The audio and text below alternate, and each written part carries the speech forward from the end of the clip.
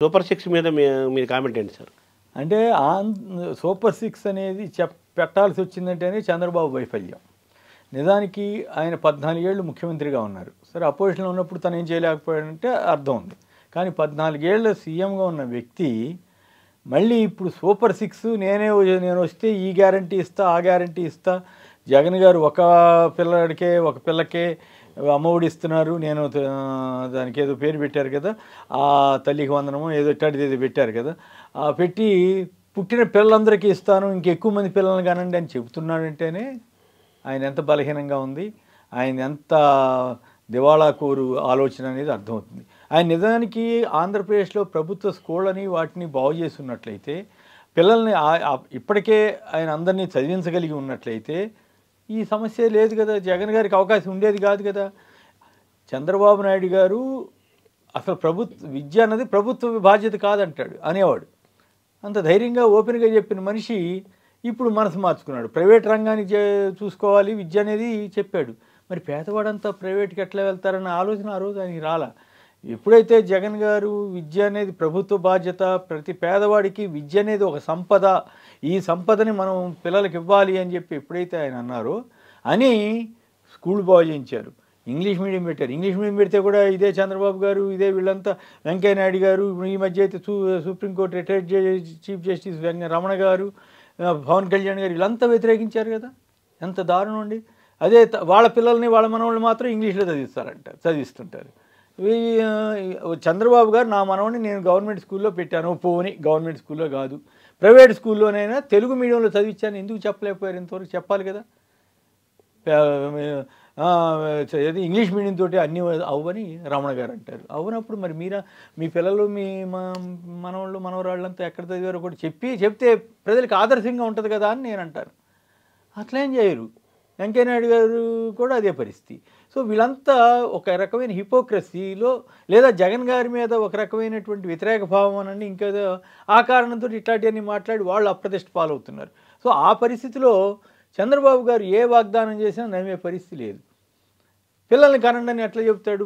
ఆయనకు ఒకడే కొడుకు, ఆయన కొడుకు ఒకడే కొడుకు, మరి ఈ పిల్లల్ని కనండి అని ఊళ్ళో వాళ్ళందరికీ అడిగి చెబుతారు. ముందు తన కొడుక్కి చెప్పుకోవాలి కదా. అంటే పిల్లల్ని కంటే ఆయన డబ్బులు ఇస్తాడు కాబట్టి పిల్లల్ని కంటే ఈయన ఎన్నేళ్ళు వెళ్తాడు? గవర్నమెంట్ రాదు, అది వేరే విషయం. వీళ్ళ గవర్నమెంట్ వచ్చినా ఎన్నేళ్ళు వెళ్తాడు? పిల్లల్ని ఎప్పుడు కనాలి? పిల్లల్ని కనిన తర్వాత వాళ్ళు పెరిగేది ఎప్పుడు? పెరిగినప్పుడు ఈయన ఉంటాడా? ఏం అర్థం లేని. అంటే ఆయన మానసిక పరిస్థితి మీద కూడా నాకు అప్పుడప్పుడు సందేహం వస్తుంది. అప్పట్లో కూడా నేను తుఫాన్ కంట్రోల్ చేశాను, రెయిన్ గన్లతో కరువు కంట్రోల్ చేశాను, ఇట్లాంటివన్నీ చాలా విచిత్రంగా మాట్లాడుతుండేవారు కదా. అమరావతిలో 10 డిగ్రీల ఉష్ణోగ్రత తగ్గించేయాలి, ఆదేశాలు ఇచ్చేసాను, జీవో ఇవ్వండి అని ఇట్లాంటివి చెప్పినప్పుడు అనుమానం వచ్చేది. కానీ ఆయనకి అడ్వాంటేజ్ ఏంటంటే తబలా వాయించే మీడియా ఆయనకి ఎక్కువ ఉంది కాబట్టి ఈనాడు, ఆంధ్రజ్యోతి అలాంటి వాటిని జాగ్రత్తగా కవర్ చేస్తూ వార్తలు ఇస్తుంటారు. దాన్ని వ్యంగ్యం చేయకుండా చాలా సీరియస్గా అన్నట్లుగా. కానీ నిజానికి ఆయనకి ఆ మెంటల్ బ్యాలెన్స్ కోల్పోవటం వల్లే ఈ మధ్యకాలంలో కానీ అప్పుడు మాట్లాడారు, ఈ మధ్యకాలంలో కూడా రకరకాల మాటలు ఆయన చెప్తున్నారు. అంటే ఈ సూపర్ 6 అనేది ఏంటి? సూపర్ 6 అనేది ఇదే. ఇప్పుడు ఇక్కడ కర్ణాటకలోను తెలంగాణలోను జగన్ గారు అమలు చేసిన కొన్ని స్కీములు వీటన్నింటినీ కలిపి ఇంకొంచెం పెంచి సూపర్ 6 అన్నారు. ఉదాహరణకి కరెంటు ఉచితంగా ఇస్తా అన్నాడు కదా, ఇక్కడ 200 యూనిట్లు అన్నారు కదా, అక్కడ అన్నట్టున్నారు కదా. అలాగే ఈ అమ్మఒడి అనేది ఆయన జగన్ గారు పెట్టిన దాన్ని 3 పిల్లలు కానీ ఇంకెక్కువ మందికి ఇస్తా అంటున్నాడు కదా. ఇంటింటికి ఇక్కడ 2500 కాంగ్రెస్ హామీ ఇస్తే ఆయన అక్కడ 1500 ఇచ్చాడు కదా. గ్యాస్ సిలిండర్లు ఇక్కడ హామీ ఇస్తే అక్కడ ఇచ్చాడు కదా. సో ఇట్లాంటివన్నీ కలిపితే రైతు భరోసా అని అక్కడ ఇస్తున్నారు కదా, 13,500 నేను 20,000 ఇస్తాను, మళ్ళీ 25,000 చేసినట్టున్నారు, ఇస్తానంటున్నారు కదా. సో ఇవన్నీ ఎట్లా ఇస్తారు? ఈయనలో నిజాయితీ ఉంటే, ఇంత అనుభవజ్ఞుడు కదా, 46వ సంవత్సరంలో ఆయన పదవీ రాజకీయాల్లో ఉన్నాడు కదా, ఏదో రకంగా ఉన్నప్పుడు 14 ఏళ్ళు ముఖ్యమంత్రిగా చేసిన వ్యక్తి తనను నమ్మాలంటే ఏం చెప్పాలి? ఈ స్కీమ్కి ఎంత అవుతుంది? అమ్మఒడి స్కీము జగన్ 6,000 కోట్లు ఖర్చు పెడుతున్నారు ఒక క్యాండిడేట్కి ఇచ్చి, నేను ఇద్దరున్నా సరే ఇస్తాను అంటే ఎంత అవుద్ది? 12,000 13,000 అవుతుంది కదా. లేదు ముగ్గురుంటే ఇస్తాను, ముగ్గురు కొంచెం తగ్గుతారనుకున్నా 15,000 కోట్లు దాటుతుంది కదా. ఆ లెక్కేసి చెప్పాలి కదా. అలాగే 1,500 చొప్పున ఇస్తాను ప్రతి మహిళకి అన్నారు. ఒక లెక్క ఆ మధ్య నేను ఎక్కడో లెక్కేసి రాష్ట్రంలో ఉన్న మహిళల సంఖ్య 2 కోట్ల ఎంతమంది ఉంటారు కదా, అవన్నీ లెక్కేసి కొందరు ఒక ఆర్టికల్స్ రాశారు. 36,000 కోట్లు అవుతుందండి పర్యాణం. అది అట్లాంటివన్నీ చెప్పి ఇదిగో ఇదిగో ఇవన్నీ జగన్ గారు మొన్న అన్నిటికి కలిపి 70,000 కోట్లని చెప్పారు, ఖర్చు పెడుతున్నానని చెప్పారు. నా అంచనా ఆయన అక్కడికి కొద్దిగా ఆయన లెక్క మరికి అన్నీ కలిపి చెప్పారేమో, కానీ ఈ నవరత్నాలు వీటికి సంబంధించి మాత్రం 45 నుంచి 50,000 ఖర్చు పెడుతున్నారనేది ఒక అంచనా. బహుశా ఆయన స్కూల్ బాగు చేయటం అవి కూడా కలిపి చెప్పినట్టున్నారు. ఈ 45-50,000 కోట్లకి రాష్ట్రం నాశనం అయిపోయింది, బటన్ నొక్కుడు తప్ప ఏం చేశారని ఈనాడు రామోజీరావు గారు, ఆంధ్రజ్యోతి రాధాకృష్ణ గారు తెగ బాధపడిపోయారు కదా. మరి ఇప్పుడు చంద్రబాబు గారు అందుకు 3 రెట్లు 130,000 నుంచి 150,000 కోట్ల వరకు నేను ఖర్చు పెడతానంటే అబ్బో బ్రహ్మాండం శరాలని రాస్తారు. ఈ రకంగా నేను చెప్పేది ఏంటంటే, చంద్రబాబు గారిని సరే 1,00,000 కోట్ల రుణమాఫీ చేస్తా అన్నాడు, రైతు రుణాలు, డ్వాక్రా రుణాలు, అక్కడ బోర్ల జనాన్ని మోసం చేశాడని విమర్శ ఉంది కదా. అటువంటి సందర్భంలో సరే ఇప్పుడైనా సరే అయ్యా నేను ప్రకటించిన స్కీములు ఇవి, దీనికి అయ్యే ఖర్చు ఎంత, ఈ రకంగా వస్తుంది అని చెప్పాలి కదా. అది చెప్పడు, సంపద సృష్టిస్తాడు. మరి ఏదో ఆయన సృష్టించిన సంపద ఎక్కడుంది అక్కడ? ఎవరు సంపద సృష్టిస్తారు? రియల్ ఎస్టేట్ వాళ్ళకి సృష్టిస్తావా, డబ్బులున్న వాళ్ళకి సృష్టిస్తావా? కానీ జగన్ గారు సంపద సృష్టిస్తాననేమి ఓపెన్గా చెప్పలేదు ఆ రోజున. కానీ ఇవాళ 31 లక్షల మందికి ఇళ్ల స్థలాలు ఇచ్చారు. వాటి విలువ యావరేజ్న 5 నుంచి 10 లక్షలు చేస్తాయి. లెక్కేయండి ఎన్ని వేల కోట్లకు సంపద సృష్టించాడు. అది సంపద కాదా? ఖచ్చితంగా సంపద, చదువు సంపద అనేది ఒకటి.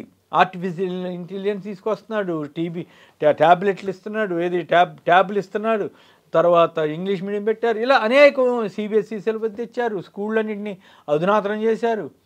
ఇంత చేస్తే ఆరోగ్యానికి విద్యకి మొన్న ఒక పెద్ద ఆయన, నాకు చాలా చాలా పెద్ద ఆయన, రాజకీయాల్లో కూడా ప్రముఖంగా ఉన్న వ్యక్తి నాతో ఒక మాట అన్నాడు.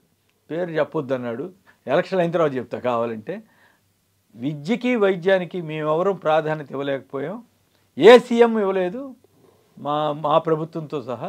ఇప్పుడు ఈ జగన్ ఒక్కడే చేస్తున్నాడు, ఆ కుర్రాడు చేస్తున్నప్పుడు ఎంకరేజ్ చేయాలి అని చెప్పి ఒక మాట అన్నాడు. అతనేమి వైసీపీ అతను కాదు. అదే విద్యకి జగన్ ప్రభుత్వం చేస్తున్నారు బట్టి ఆయన చాలా చాలా ప్రశంసిస్తున్నాడు. అంటే సామాజిక దృక్పథం ఉన్న వాళ్ళు ఎవరైనా సరే పేదవాడికి విద్య ఇస్తే అదే సంపద అని చెప్పి అందరూ, ఆయన జగన్ గారు చెప్పిన మొదటిసారిగా నేను ఒక సీఎం నోటమ్మట విద్యే సంపద అని ప్రచారం చేసిన సీఎం ఎవరనుంటే ఈయన ఒకడే. గత ప్రభుత్వాలు ఎప్పుడు చేయింది కదా, ఇది చేయలేదు. సో అందువల్ల ఈ సూపర్ సిక్స్లు ఇవన్నీ కూడా చంద్రబాబు గారు నమ్మాలంటే ఎప్పటికైనా సరే ఆయనకి నిజంగా చిత్తశుద్ధి ఉంటే, నిజాయితీ ఉంటే, నేను ప్రకటించిన స్కీములు ఇవి, సూపర్ సిక్స్ కాకుండా ఇంకా అనేక ఉన్నాయి కదా, పెన్షన్లు పెంచుతాను, అవి పెంచుతాను, ఇవి పెంచుతాను, ఆల్రెడీ ఇస్తున్న వాటిని ఇంకా ఉన్నాయి కదా, అవి కూడా అమలు చేయాలి కదా. ఇవో ఆల్రెడీ ఈ స్కీమ్స్ ఏ ప్రభుత్వం వచ్చినా ఇంప్లిమెంట్ చేయాలి, వాటికి అయ్యే ఖర్చు ఎంత. మొన్న జగన్ గారు అన్ని ఈ already existing schemes like pension ఇటువంటి వాటిని కూడా కలిపి చెప్పినట్టున్నారు. ఈ కొత్త స్కీమ్స్కి ఇంత అవుతుంది, ఇగో ఈ రకంగా బడ్జెట్ ఇస్తాను అని చెప్తే నమ్మొచ్చు. అది డబ్బులు ఎక్కడి నుంచి వస్తాయో చెప్తే నమ్మొచ్చు. అదేమి లేకుండా ఊరికే గాలికి పోయే ఇది పేలాపిండి కృష్ణార్పం అన్నట్టు చంద్రబాబు గారు. అందుకని చంద్రబాబు గారి మాటలు నమ్మాలంటే కష్టం. ప్రజలు ఆయన మాటలు నమ్మట్లేదు కాబట్టి ఈనాడు రామోజీరావు గారు, ఆంధ్రజ్యోతి రాధాకృష్ణ, మరికొందరు విపరీతమైనటువంటిది జగన్ గారి మీద, వాళ్ళు చంద్రబాబుకి పాజిటివ్గా కంటే కూడా జగన్ గారి మీద దుష్ప్రచారం చేయడం ద్వారా నెగిటివ్ వాతావరణం తీసుకురావడానికి ప్రయత్నం చేస్తున్నారు, పాజిటివ్ వాతావరణాన్ని మార్చడానికి ప్రయత్నం చేస్తున్నారు తప్ప చంద్రబాబుకి పాజిటివ్ వాతావరణం ఉందని వాళ్ళు ఎక్కడ చెప్పలేకపోతున్నారు. బికాస్ ఆయన ట్రాక్ రికార్డు, ఆయన విశ్వసనీయత. సో అందువల్ల ఏ రకంగా చూసినా కూడా జగన్ గారు ఈ విషయాల్లో, ఆయన ఇచ్చిన హామీల విషయంలో కానీ, ఆయన చెప్పిన విషయాల్లో కానీ ఆంధ్రప్రదేశ్ ప్రజలకు మేలు జరుగుతుంది. ఆయన ఏం చెప్పాడో చేయడానికి ప్రయత్నం చేస్తాను. వేరే చంద్రబాబు గారు అలా చేస్తారనే గ్యారంటీ లేదు. పైగా అబద్ధాలు చెప్పి నేను ఇంకెక్కువ ఇస్తానని చెప్పి జనాన్ని మోసం చేయడానికి ఓ ప్రయత్నం.